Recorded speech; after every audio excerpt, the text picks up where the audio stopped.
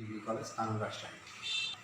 প্রিয় শিক্ষার্থীরা, আজকে তোমাদের অনলাইনে যে ক্লাসটা নেব সেটা ম্যাট্রিক্সের পরে গণিত প্রথম পত্র। তো আমরা ম্যাট্রিক্সের ইতিহাস, ম্যাট্রিক্সের জনক, ম্যাট্রিক্সের কোথায় থেকে উৎপত্তি হলো এগুলো জানার পরে ম্যাট্রিক্সের প্রকারভেদ দিয়ে আমরা ম্যাট্রিক্সের যে সমস্যাগুলো আছে সেগুলো সলিউশন করি।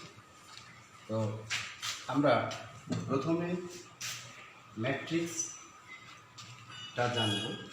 যে কোনো ধরনের তথ্য সংগ্রহ ও সংরক্ষণের জন্য আমরা বিভিন্ন ধরনের তথ্য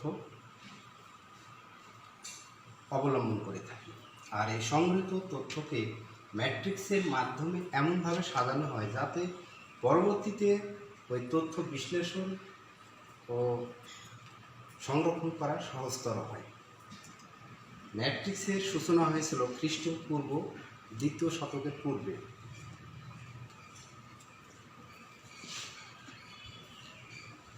প্রাচীন ব্যাবিলন ও চীনে এর উৎপত্তি হয়। ইংরেজ গণিতবিদ জেমস জোসেফ সিলভেস্টার 1850 খ্রিস্টাব্দে ম্যাট্রিক্স সম্পর্কে ধারণা দেন। তারই সহকর্মী আর্থার ক্যালিকে ম্যাট্রিক্সের জন্ম করা হয়। আমরা এবার ম্যাট্রিক্সের কাজ বা ম্যাট্রিক্সের প্রয়োগ আমাদের প্রাত্যহিক জীবনে কী কী কাজে ব্যবহার হয় সেটা আমরা জানব। গণিতের সমীকরণ জোটের সমাধান, পরিসংখ্যানের সম্ভাবনা তথ্যে, উচ্চতর অর্থনীতিতে, ব্যবসায়িক গণিতে, আয় ব্যয় হিসাব ইত্যাদিতে ম্যাট্রিক্স ব্যবহার করা হয়। শেয়ার বাজারে ক্রয় বিক্রয়, ট্রেজারি বন্ডে কী পরিমাণ অর্থ বিনিয়োগ করতে হবে এটা বিপরীত ম্যাট্রিক্সের মাধ্যমে জানা যায়। আমরা এখন জানব ম্যাট্রিক্সের সংজ্ঞা। ম্যাট্রিক্সের সংজ্ঞা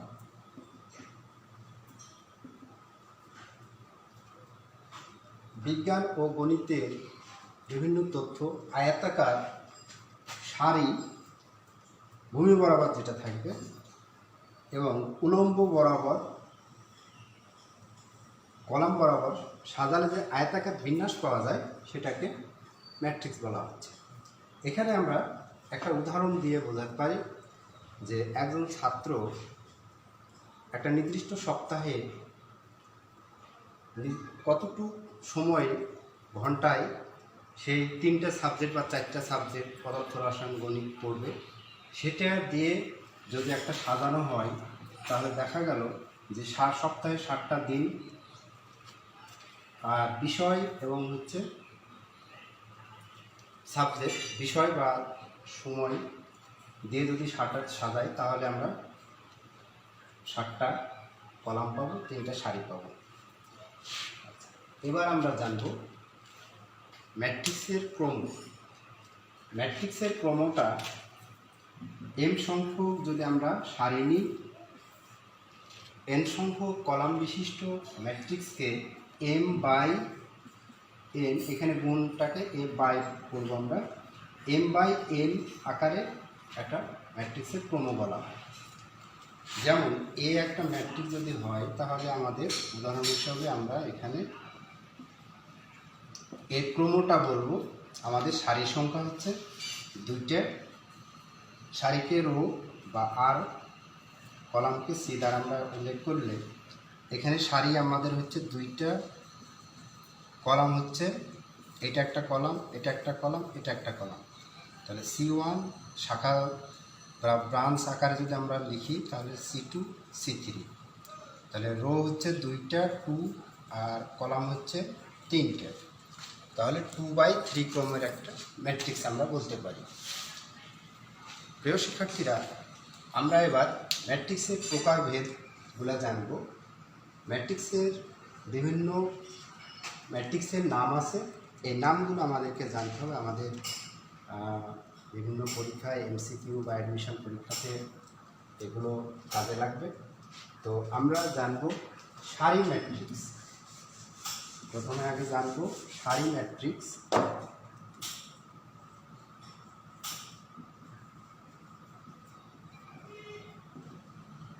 সারি ম্যাট্রিক্সটা কোনটা? যে ম্যাট্রিক্সে কেবল মাত্র একটি সারি বিদ্যমান তাকে সারি ম্যাট্রিক্স বলবো।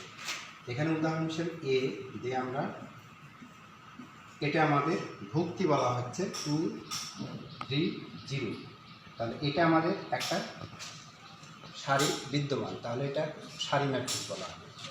তারপরে আমাদের আছে কলাম ম্যাট্রিক্স।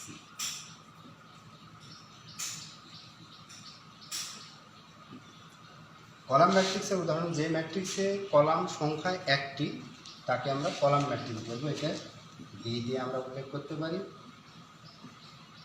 এখানে আমাদের একটা কলাম, আর যদি ক্রম হিসেবে বলি তাহলে এটা আমাদের R/C, তার মানে সারির সংখ্যা হচ্ছে 3টি, কলাম সংখ্যা 1টি, তাহলে 3/1 ক্রমিক ম্যাট্রিক্স। এবার আমরা জানব বর্গ ম্যাট্রিক্স।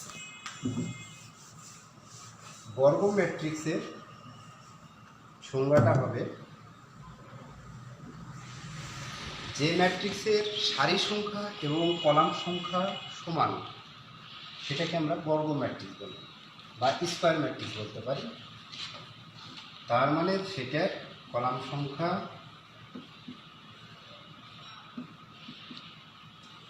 3টে, সারি সংখ্যা 3টে, কলাম সংখ্যা 3টে, তার মানে 3/3 বা সংখ্যাকে 3 ক্রমের ম্যাট্রিক্স বলা হচ্ছে। তাহলে বর্গ ম্যাট্রিক্সের চারিদিকেই যদি সমান হয়, সারি সংখ্যাও সমান, কলাম সংখ্যাও সমান, তাহলে সেটা বর্গ ম্যাট্রিক্স। তারপরে আমাদের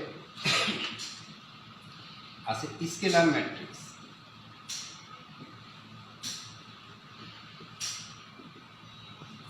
স্কেলার ম্যাট্রিক্স হবে, এর বর্গ ম্যাট্রিক্সের প্রধান কর্ণের মানগুলো একই হতে হবে, বাদ বাকি ভুক্তিগুলো শূন্য হতে হবে। সংজ্ঞাটা একটু তোমরা স্মরণ রাখার চেষ্টা করবা। স্কেলার ম্যাট্রিক্সের প্রধান কর্ণের মানগুলো একই হবে, বাদ বাকি ভুক্তি শূন্য হবে। তার মানে এটা এরকম হবে, 1 ব্যতীত 2 0 0 প্রধান কর্ণের মানগুলো একই হতে হবে, বাদ বাকি ভুক্তি শূন্য হতে হবে, কিন্তু 1 ব্যতীত। তাহলে 2 2 প্রধান কর্ণের মানগুলো আমাদের একই। এটা শুধুমাত্র 2 নয়, 3 হতে পারে বা 4 হতে পারে, প্রধান কর্ণের মানগুলো একই হতে হবে, বাদ বাকি ভুক্তি শূন্য হলে সেটা স্কেলার ম্যাট্রিক্স। আচ্ছা, তারপরে আমরা জানবো কর্ণ ম্যাট্রিক্স। কর্ণ ম্যাট্রিক্সটা প্রধান কর্ণের মানটা থাকতে হবে, যে কোনো মান থাকতে হবে, বাদ বাকি ভুক্তি শূন্য হলে সেটা হচ্ছে কর্ণ ম্যাট্রিক্স হবে। তারপরে আমরা উদাহরণ দিতে পারি একক ম্যাট্রিক্স। একক বা ইউনিট বা অভেদক ম্যাট্রিক্স। একক, ইউনিট বা অভেদক ম্যাট্রিক্সের প্রধান কর্ণের মানগুলো 1 হবে, বাদ বাকি ভুক্তিগুলো শূন্য হতে হবে। এটাকে আই দ্বারা সূচনা করা হয়।